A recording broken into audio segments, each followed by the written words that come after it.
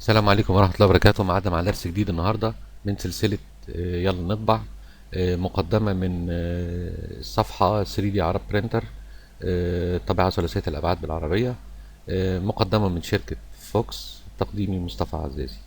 هنتكلم النهاردة على أفضل برامج الطباعة. أنا عملت بحث في النت على بيست 3 دي برينتر سوفت وير، فاداني مجموعه من النتائج. يا ريت الناس برضو تتعود، انا بحب دايما الناس تتعود على البحث والقراءه والاطلاع. طلع لي الجدول ده في الاخر. بيست 3 دي برينتر، افضل سوفت وير ممكن نطبع بيه، نستعمل بيه 3 دي برينتر. وهنلاحظ هنا كله بنتكلم على الليفل بتاعه بيجنر، وهنا كل ده فري، كل دي حاجات مجانيه ما عدا ده 3 دي تول فري فيور. وبعدين لما نيجي ندخل على الانترميديت اللي هو المتوسط، وبعدين البروفيشنال. لو نلاحظ في البروفيشنال اول حاجه جايه سمبليفاي 3 دي، وده ان شاء الله موضوع حلقه النهارده. لان هو في سلايسر وفي 3 دي برينتر هوست، في كل حاجه، هو ب 150 دولار. انا لحد دلوقتي يعني اكتر برنامج عجبني الحقيقه لحد دلوقتي يعني. فهندخل على البرنامج ده، الشكل الديفولت بتاعه. الكليك الشمال بعمل روتيت، كليك يمين بطلع فوق وتحت، السكرول بيرجع لي هوم، سيت هوم. واقدر من هنا اشوف ده كده برسبكتيف فيو، دي كده توب فيو. شايفين الماوس بتاعي فين؟ وهنا كده فرونت فيو، بقدر الف شاشات زي ما انتم شايفين. هرجع تاني للهوم. لما اجي امبورت موديل بقول امبورت من هنا، شايفين الماوس فين؟ هعمل كليك هنا امبورت، وهفتح الاشز، وهفتح ازازة كوكا، وهفتح ميكي. الحقيقة دول لان فيهم تريكات ظريفة قوي. هو بيقول لي ان في موديل منهم هيبقى الدايمنشنز بتاعته كبيرة، فهصغر انا الموديل، اعمل دبل كليك عليه بتطلع لي التيبل دي. فانا هقول نخلي ميكي مثلا 33، وبعدين اقول له سنتر اور موديل. تعالوا برضه دبل كليك على ميكي، نكبره شوية، نقول نخليه 55 مللي. ممكن ارتب انا بعد ما عملت في التيبل اللي احنا طلعناها لما عملنا دبل كليك، ممكن اعمل ازاحه للموديل يمين وشمال. انا ماسك دلوقتي البيبسي، احركها اشوف مكانها فين. ممكن اسكل، اعمل سكيل. ولو انا عامل كليك على يونيفورم سكيل بيربط الاكس والواي والزد مع بعض. لكن انا دلوقتي هنا لو مسكنا مثلا ازازه البيبس وقلنا هندين الواي تزيد شويه، وهعلي في الواي، خدوا بالكم الريديوس بتاعها ما بقتش كده، بقت ازازه زيت، يعني بقت حاجه تانية خالص يعني. ارجعها تاني. ممكن اعمل ريسيت للسكيل، هترجع للاوريجينال سايز بتاعها. اروح على ميكي دبل كليك. لو انا عامل الكليك بقى بتاعت اليونيفورم سكيل، لو كبرت في اكس هو يكبر الواي زي ما انتم شايفين قدامكم. واقدر اعمل روتيت كمان للموديل، واقدر اعمل ريسيت للروتيت. دي حاجه من الحاجات المهمه قوي، ان انا اعمل روتيت للموديل، ان انا احطه في بوزيشن قابل للطباعه بشكل جيد. انا هروح اجيب الموف وامسك ازازه البيبس، احطها هنا، واخلي ميكي هنا، ودي هنا. وتعالوا نشوف، عايز اشوف اعدادات الطباعه بتاعتي. اول حاجه عندي السيتنج بتاع ان انا اربط المكنه. طبعا انا الجهاز ده مش مربوط على مكنه، لكن لو مربوط البطن ده هيبقى لونه اخضر، وده هيبقى لونه احمر. الزرار بتاع الامرجنسي هيبقى لونه احمر، اقدر استوب المكنه في اي وقت انا عايزه. واتكلمنا قبل كده على السبيد، اللي هي الكونكشن بين المكنه وبين جهاز الكمبيوتر. هنا بيقول لي، هنا واضح ان هو مش شايف مكنه، فبيقول لي مفيش مكنه. التمبريتشر درجه الحراره. الجاج اللي هو جاج، كلمه جاج اللي هو ان انا بكنترول المكنه بتاعتي، امشيها في الاكس يمين وشمال وزي ما انا عايز. وهنا درجه الحراره بتاعت الاكسترودر نفسه، اللي هو المكان اللي بينزل منه البلاستيك. وهنا البيد اللي هو المكان اللي بطبع عليه، واقدر اخليه اون او اوف زي ما انا عايز. او التول واحد واثنين وثلاثه، اللي هي الاكسترودر واحد واثنين وثلاثه. خليني هطفي التيبل دي دلوقتي، وهقول انا عايز اجهز الموديل بتاعي للطباعه. معنى ان انا اجهز الموديل للطباعه يبقى لازم اعمل اعدادات. فانا edit process setting، edit process setting، process اللي هي عمليه البناء، او دبل كليك هنا بتطلع لي التيبل دي. في التيبل دي بنقول الاكسترودر بتاعي قطره كام، ادي نمره واحد. فانا عندي اكسترودر 4 من 10، والاكسترودر مالتيبلاير ان انا اخلي الاكسترودر بدل ما بيشتغل بسرعه معينه ازود السرعه او اقلل السرعه عشان اخد قدره من البلاستيك اكتر. ودي ساعات بتفرق على فكره من بكره للتانيه. بكر البلاستيك نفسه بيبقى فيه ساعات بكره احتاج ان انا ازود اقلل. في هنا الاكسترودر ويتس الديفولت مانوال ان انا بقول له 0.4، لكن لو قلت له اوتو هتلاقيه كبره شويه صغيرين. ودي الحقيقه بتدي برضو امكانيه ان انا اخلي الموديل يبقى ستيكي في بعض. ستيكي يعني لازق في بعضه، حاجه تبقى لازقه مرتبطه برضو بدرجه الحراره. الاوز والتراكت ان انا بعمل حاجه حوالين الموديل بنظف بيها الفونيا بتاعت البلاستيك لما بتنزل كميه بلاستيك معينه، وبقول له الديستانس بتاعتي قد ايه، اللي هيشتغلها قد ايه. اللايرز بتاعتي كل لاير ارتفاع اللاير كام. الحاجات الدقيقه قوي بنشتغل 1/10، وممكن انزل تحت ال1/10. بيتوقف الامر على دقه المكنه والبورده والدرايفر بتاع المواتير، والموتور برضو الانجل بتاعت الموتور تبقى عامله ازاي. وده حته ادفانسد قوي مش هنتعرض لها. توب سوليد لاير ان انا لو بعمل بوكس فعايزه من فوق مغلق ومن تحت مغلق، وفي اوتلاين شيل اللي هي الجدار بتاع الاوبجكت نفسه. فهنا لما هقول انا عايز 2 فوق وعايز 2 تحت، ساعات لما بنعمل حاجات سموث بنعلي الرقم اكتر من كده. لو عايز حاجه قويه قوي بعمل هنا اكتر من كده. وفي نفس الوقت بقول الفيل انفيل ان هو يتبني من جوه، يبقى مليان ستراكشر من جوه، وهندخل نشوفها دلوقتي. اول لاير ارتفاع اول لاير بنخليه صغير شويه عشان نضمن ان هو لزق في البيز القاعده اللي بنشتغل عليها. و فيرست لاير ويتس، فيرست لاير سبيد، بنقلل السبيد شويه والعرض بتاعها بيبقى عامل ازاي. اديشنال لو انا عايز اعمل السكيرت سكين البريم والرفت. الرفت ده حاجه بيبنيها تحت الموديل علشان اضمن ان مستوى المكنه ليفل بتاع المكنه عدل ويشتغل هو عليها. ودي ناس كتير قوي بتفضلها. هي بتستهلك خام شويه، لكن ما يمنعش ان الواحد يعملها. لكن السكيرت بيرم دي اللي مهمه قوي، ان انا اللي بنقول عليها اللي هو بينظف، بيعمل شكل كده حوالين الشغل الاول، ينظف واضمن ان الفلو او الانسياب بتاع البلاستيك كويس، درجه الحراره مظبوطه وكل حاجه مظبوطه يعني. الانفيل اللي هي نفس البارامتر اللي هنا دي، وهنا بيقول لي انواع الانفيل عامله ازاي، الناس تجرب وتبص عليها. ومن الحاجات الظريفه قوي في البرنامج سمبليفاي 3 دي ان انت لو رحت على الهيلب هتلاقي في كميه فيديوهات رائعه في الشركه تستحق المشاهده يعني. ان انا اعمل بقى سبورت، ودي هنتعرض لها دلوقتي حالا. اظبط درجه الحراره. الكولينج اتكلمنا عنه قبل كده في الفيلم الاولاني او الثاني، قلنا ان الكولينج ان لو انا رابط المروحه بتاعت التبريد رابطها على البورده هقدر اكنترول. لكن لو مش على البورده، لو انا مديها كهرباء مباشر خلاص مش هعرف اكنترولها. لكن هنا الكنترول بتبقى عامله زي مروحه الكمبيوتر. لما البروسيسور يشتغل كتير تلاقي المروحه اللي على البروسيسور بتزيد سرعتها شويه. في الجي كود اتفقنا الاوبشن بتاع الجي كود برضو دي حاجه ادفانسد مش هنتعرض لها هنا. في السكريبت اول ما المكنه تشتغل لازم تروح تقف في الزيرو زيرو بتاعها، وبعدين من الزيرو زيرو تبتدي تتحرك. انا هنا لما هنزل دي كده تحت زيرو زيرو زيرو، المكنه عندي انا المكنه بتاعتي بيبقى في النقطه اللي ورا هنا، وبعدين تبتدي تشتغل، تعرف انها هتمشي كام سنتي وتشتغل الشغل بتاعها فين. وهنا مقاس المكنه هنشوف حالا مقاس المكنه بنظبطه ازاي. في من المهم قوي الاند سكريبت. البرنامج ده للاسف الشديد ما فيهوش جي 29 جي 28 هوم اور اكسس، ان هو بعد ما يخلص طباعه يروح يقف في الزيرو. ودي حته مهمه قوي، لان هو للاسف البرنامج بعد ما بيخلص طباعه النظر بيفضل واقف مكانه، فبيلسع المكان اللي واقف فيه وبيسيب حته بلاستيك كده، او ممكن يسيح حته صغيره. فانا بضيف الكود ده هنا بعد ما يعمل ايه، بعد ما يعمل تيرن اوف اكسترودر، خلص الشغل خلاص، ده اند اخر الشغل اند سكريبت. يطفي الاكسترودر وبعدين يطفي درجه الحراره، يعني يطفي الحراره دي والحراره دي، وبعدين يودي المكنه للزيرو بوزيشن، وبعدين يطفي المواتير. ودي حاجه ظريفه ان انت لو عامل شغلانه وعايز تنام وسبت شغلانه واخده وقت طويل، خلاص هو المكنه مش هتطفي الباور بتاعها مش هيبقى اوف، لكن هتطفي لك المواتير والسخانات وتبقى المكنه سيفتي على الاقل يعني.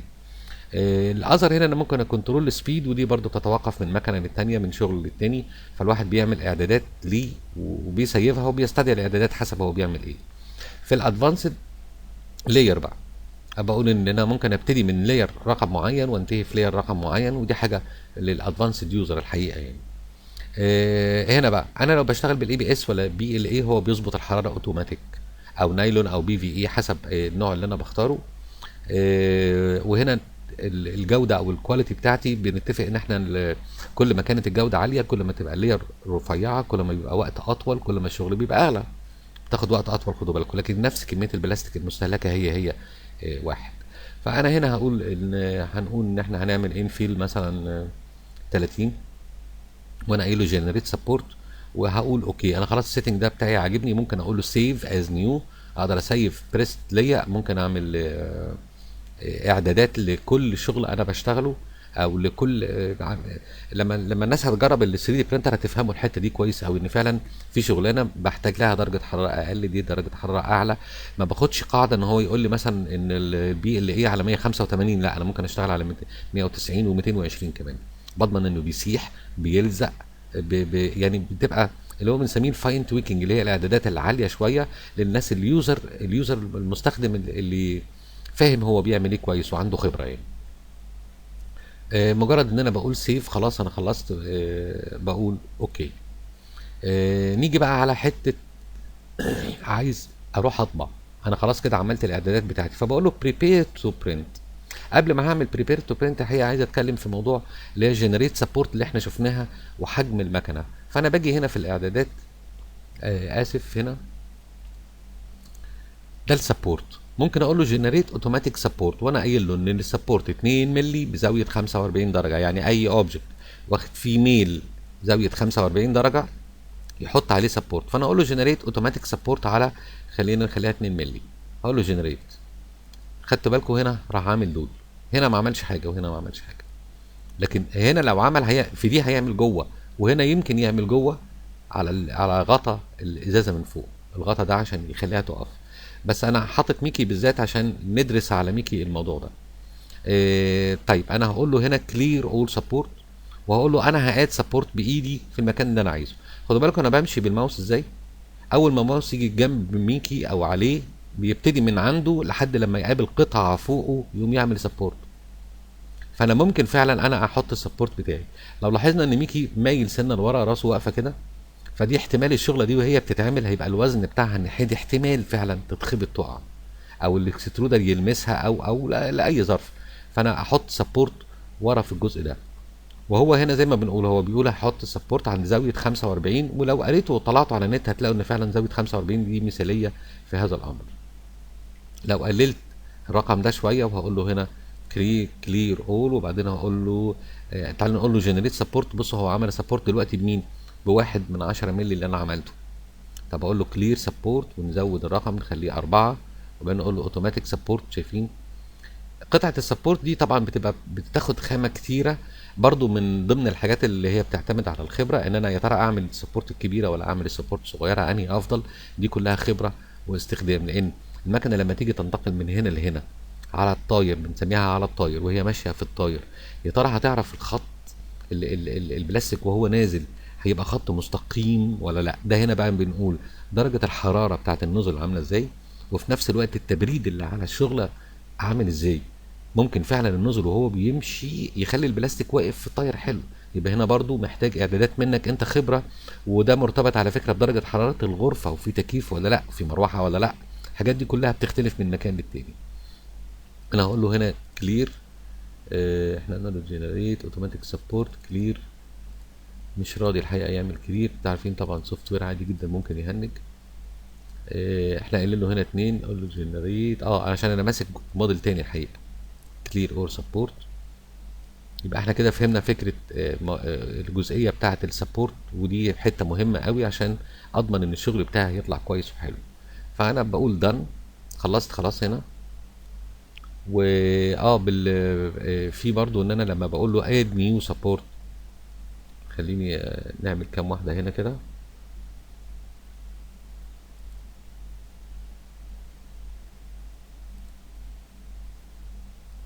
وبعدين انا عايز ريموف اكزيستنج سبورت، واعمل كليك على السبورت اللي انا مش عايزه اشيله وارجع احط تاني السبورت اللي انا عايزه. فهقول له دان. دول الموديل اللي موجودين في الشاشه عندي زي ما انتم شايفين، بيجي ترتيبهم بالشكل ده. لو عملت كده الموديل ده بيختفي وما يدخلش معايا في الحسابات. ممكن احط اكتر من موديل في نفس الوقت. بيبقى هنا ايه الوفر اللي هيحصل عندي ان انا وفر بدايه الطباعه واعدادات المكنه وتسخين المكنه. لان لو عملت ده لوحده هفترض ان المكنه بتاخد 5 دقايق على ما بتعمل هيتنج وتبتدي تشتغل، وبعدين تروح تقف في الزيرو، وبعدين انا احط الملف الجديد، يبقى ال5 دقايق هيتكرروا تاني وتشتغل في الوقت بتاعها هو. لو قلنا دي هتاخد 5 دقايق ودي هتاخد 3 دقايق ودي هتاخد 10 دقايق، اجماليهم لو هفترض ان هو 15 دقيقه، يبقى انا وفرت الطلعه الاولى في المكنه، الطلعه الاولى في المكنه، الطلعه الاولى في المكنه. ممكن احط كذا شغله وهي بتمشي لاير باي لاير. وخلينا نشوف هنا هتعمل لي ايه. بعد ما بخلص كده بقول له بريبير تو برنت، فهو بيعمل الحسابات بتاعته وعمل لي هنا البرنت بتاعي هيبقى عامل ازاي. وادي السبورت زي ما انتم شايفين. السلايدر اللي تحت ده يا جماعه زي ما انتم شايفين الماوس فين، لو رجعت بالسلايدر لتحت هبتدي اشوف انا الدنيا عندي عامله ازاي. ادي اول حاجه الجزء اللي احنا قلنا ان هيطبعه عشان ينظف النوزل بتاع البرينتر، وبعدين يبتدي يطلع يعمل الاستراكشر بتاعي. اول طبقتين انا قلت له عايز 2 سوليد، هيروح عاملهم بالشكل ده، يقفل اللاير تماما تبقى قويه، وبعدين يبتدي يحط الاستراكشر اللي احنا قلناه. واحنا قلنا هنعمل تقريبا 30%. تعالوا نبص عليه من فوق اهو، هيبقى فيه الفراغات دي. انا كده بوفر خامه بالطريقه دي، كده انا بوفر خامه. خلينا نروح نغير الانفيل ونرجع نشوف الشكل تاني. فانا هنا هرجع تاني اقول له اكزيت تو بريفيو مود، اللي هو اللي هرجع للمود اللي قبليه، البريفيو هرجع منه وهعمل دبل كليك هنا وهقول ان انا عايز السبورت بتاعي مثلا نقول 4%، 4%، وهقول له بريبير. بره مش هيفرق معايا حاجه خالص لان دي تخانه اللاير، هنا ما فرقش. اللي فرق في الاستراكشر الداخلي. بصوا هنا بقى الاستراكشر بقى عامل ازاي. شايفين الخطوط اللي هي لونها بني بقت مسافات كبيره قوي، وطبعا ده غير مستحب. ليه؟ لان ما اقدرش ابني عليه. يعني انا دلوقتي لو جينا بصينا على الخط اللي بيتعمل ده،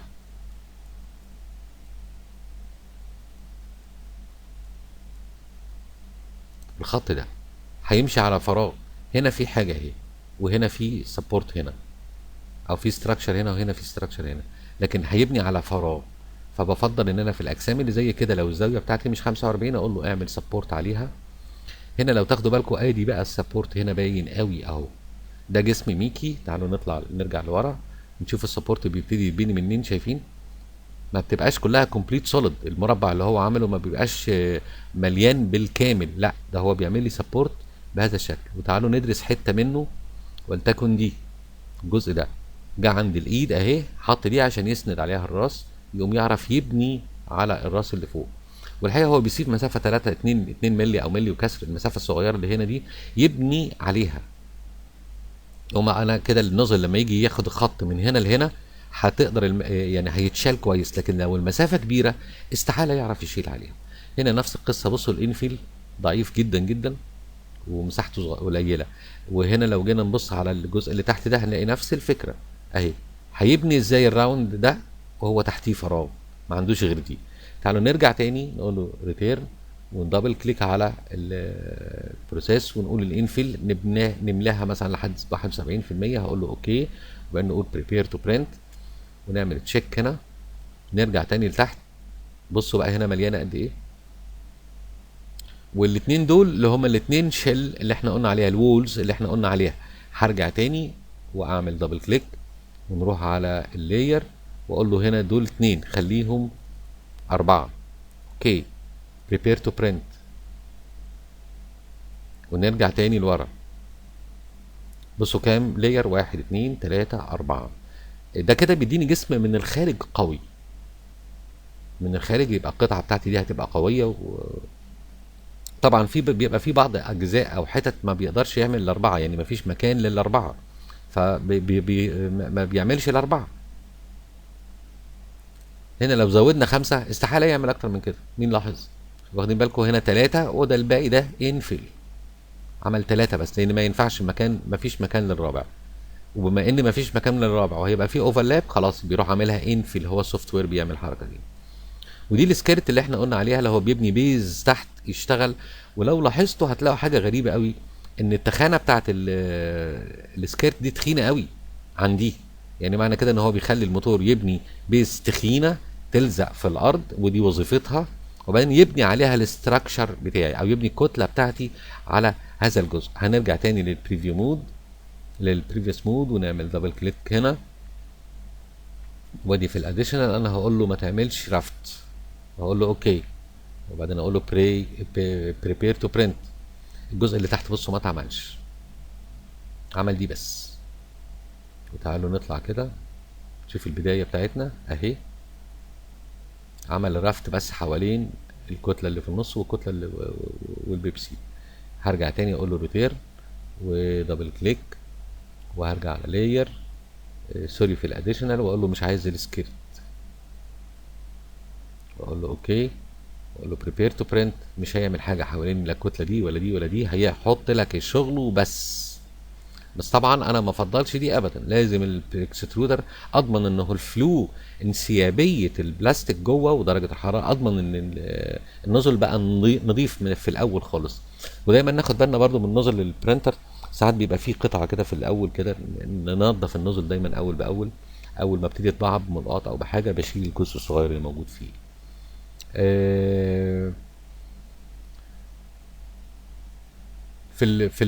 في المود ده ممكن اقول له وريني التول باس بتاعي فين، واقول له الريتراكت فين والترافل موفمنت فين، وناخد بالنا من دي. انا كده النزل بتاعي اهو باين قدامي، شايفين هو بيبني لاير وبعدين يبني لاير، يعني بيمشي لاير باي لاير. انا هعمل كليكات هنا ورا بعض، او ممكن اقول له بلاي،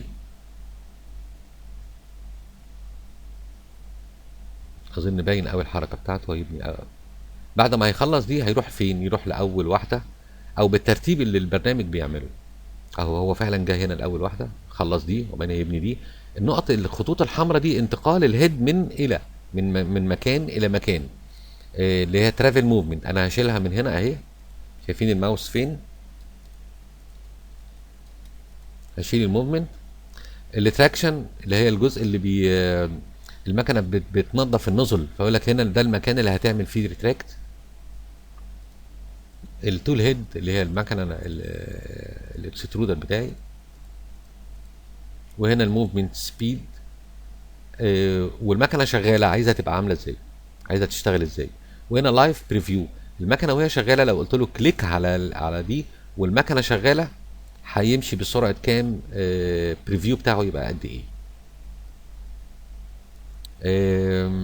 ممكن هنا بنعمل برضو في كروس سكشن للموديل عشان اتفرج عليه من جوه. شو نورمال لو انا عندي فيسز مقلوبه، هنا بشوف واير فريم، هنا سوليد موديل، هنا المحاور بتاعت الموف اشوفها ولا ما اشوفهاش، وهنا روتيت قلنا، وهنا سكيل موف سيلكت. برنامج ظريف الحقيقه. وطبعا احنا في الفيديوهات اللي احنا بنتعرض لها دي بنفتح الباب بنسبه 80% للناس، وبنسيب الباقي للشركه اللي بتدي كورسات الحقيقه، عشان ما نحرقش بعض يعني. اللي بيدي كورس يبقى الكورس بتاعه برضو موجود، بس احنا بنفتح الابواب وبندي العلم للناس اللي بيها لو انت انترست فعلا، يا اما تطلع يا اما تاخد كورس في مع حد. وبيبقى عملي طبعا، الكورسات بتبقى عملي بالمكنه على المكنه يعني. ودي عندنا ان شاء الله في الشركه. اتمنى يكون في الاخر خالص طبعا بنعمل بيجين تو برنت. لما بعمل كليك على اليو اس بي هنا المكنه بتبتدي اون، واول ما المكنه بتبتدي اون اتفقنا ان التيبل دي بتطلع قدامي، او انا بفضل ان انا اخليها موجوده قدامي، وهو لوحده هنا بيشغل لي، بيقول لي درجه الحراره كام وهو فين في الكود اللي هو بيشتغله. اقدر هنا اتحكم في سرعه الطباعه، اقللها وازودها، واقدر اتحكم في الاكسترود، لان لو لقيت النزل بينزل الاكسترود اللي بينزل بلاستيك ضعيف شويه رفيع شويه، فممكن ازود من هنا سنه صغيره او اقلل سنه صغيره. الديبند ليها حاجه بدائل كتير، ومش عايز اقول لكم فعلا بتفرق من شغله للتانيه، بتفرق من بكره للتانيه. بعض بكر من شركه معينه وبكره من شركه معينه، اللي هي البكره بتاعت البلاستيك نفسه الفيلمنت بتفرق من واحده للتانيه، ومن درجه حراره الغرفه، وليها عوامل كتير قوي يعني. اتمنى يكون الدرس مفيد، وان شاء الله نشوفكم في درس جديد قريب. والسلام عليكم ورحمه الله وبركاته.